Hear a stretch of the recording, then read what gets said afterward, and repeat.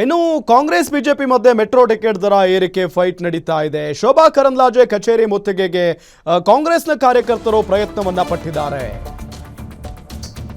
Congress BJP ಮಧ್ಯೆ metro ticket ದರ ಏರಿಕೆ ಫೈಟ್ ನಡೀತಾ ಇದೆ. ಈಗ ಶೋಭಾ ಕರಂದ್ಲಾಜೆ ಕಚೇರಿ ಮುತ್ತಿಗೆಗೆ ಕೈ ಕಾರ್ಯಕರ್ತರು ಪ್ರಯತ್ನ ಪಟ್ಟಿದ್ದಾರೆ. ಮಲ್ಲೇಶ್ವರಂನಲ್ಲಿರುವಂತ ಬಿಜೆಪಿ ಕಚೇರಿಗೆ ಮುತ್ತಿಗೆಗೆ ಪ್ರಯತ್ನ ಪಟ್ಟಿದ್ದಾರೆ. ಕಾಂಗ್ರೆಸ್ ಕಾರ್ಯಕರ್ತರನ್ನ ಪೊಲೀಸ್ನವರು ಈಗ ವಶಕ್ಕೆ ಪಡೆದಿರೋದು. ಪ್ರಧಾನಿ ಮೋದಿಗೆ ಧಿಕ್ಕಾರ ಕೂಗಿ ಕಾರ್ಯಕರ್ತರು ಆಕ್ರೋಶವನ್ನ ವ್ಯಕ್ತಪಡಿಸ್ತಾ ಇದ್ರು. ಕಾಂಗ್ರೆಸ್ ಬಿಜೆಪಿ ಮಧ್ಯೆ ಮೆಟ್ರೋ ಟಿಕೆಟ್ ದರ ಏರಿಕೆ ಫೈಟ್. ನಾವೀಗಾಗಲೇ ಹೇಳಿದ ಹಾಗೆ ಮೆಟ್ರೋ ದರ ಯಾರಪ್ಪ ಏರಿಕೆ ಮಾಡ್ತಾ ಇದ್ದಾರೆ ಅನ್ನೋ ಒಂದು ಪ್ರಶ್ನೆಗೆ ರಾಜ್ಯ ಸರ್ಕಾರವನ್ನ ಕೇಳಿದ್ರೆ ಅಥವಾ ರಾಜ್ಯದ ಶಾಸಕರನ್ನ ಸಚಿವರನ್ನ ಕೇಳಿದ್ರೆ ಅವ್ರು ಹೇಳ್ತಾ ಇರೋದು ಕೇಂದ್ರ ಇದೆಲ್ಲ ಮಾಡ್ತಾ ಇದೆ ಅಂತ ಹೇಳಿ.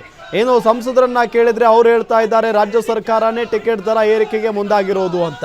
ಸೊ ಇದೆಲ್ಲದರ ನಡುವೆ ಇವರಿವರ ನಡುವೆನೇ ರಾಜಕಾರಣ ಜಟಾಪಟಿ ದೊಡ್ಡ ಮಟ್ಟದಲ್ಲಿ ನಡೀತಾ ಇದೆ. ನೋಡಿ, ಅಲ್ಲಿ ದೃಶ್ಯದಲ್ಲಿ ನಿಮಗೆ ತೋರಿಸ್ತಾ ಇದ್ವಿ. ಕಾಂಗ್ರೆಸ್ನ ಒಂದಿಷ್ಟು ಜನ ಕಾರ್ಯಕರ್ತರು ಶೋಭಾ ಕರಂದ್ಲಾಜೆ ಅವರ ಮನೆಗೆ ಮುತ್ತಿಗೆ ಹಾಕೋದಕ್ಕೆ ಪ್ರಯತ್ನ ಪಟ್ಟಿದ್ದಾರೆ. ಈ ಸಂದರ್ಭದಲ್ಲಿ ಅವರನ್ನ ಆ ಕ್ಷಣಕ್ಕೇನೆ ವಶಕ್ಕೆ ಪಡೆದಿರೋದು ಪೊಲೀಸ್ನವರು.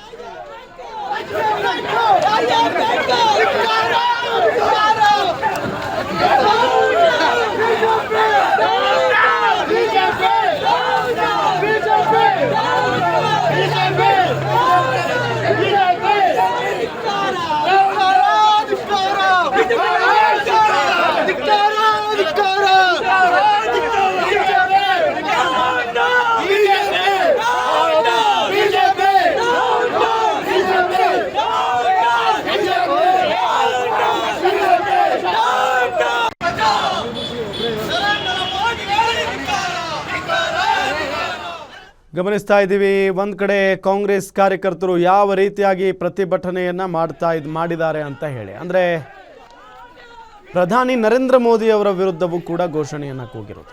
ಮತ್ತೊಂದು ಕಡೆ ಇದೇ ಟಿಕೆಟ್ ದರ ಏರಿಕೆ ಖಂಡಿಸಿ ಬಿಜೆಪಿ ಕೂಡ ಪ್ರೊಟೆಸ್ಟ್ ಮಾಡಿದೆ. ಇವತ್ತು ಬಿಜೆಪಿ ಕೂಡ ಬಹಳ ಪ್ರಮುಖವಾಗಿ ಸಂಸದ ತೇಜಸ್ವಿ ಸೂರ್ಯ ಅವರ ನೇತೃತ್ವದಲ್ಲೇ ಇವತ್ತು ಪ್ರತಿಭಟನೆ ಆಯಿತು.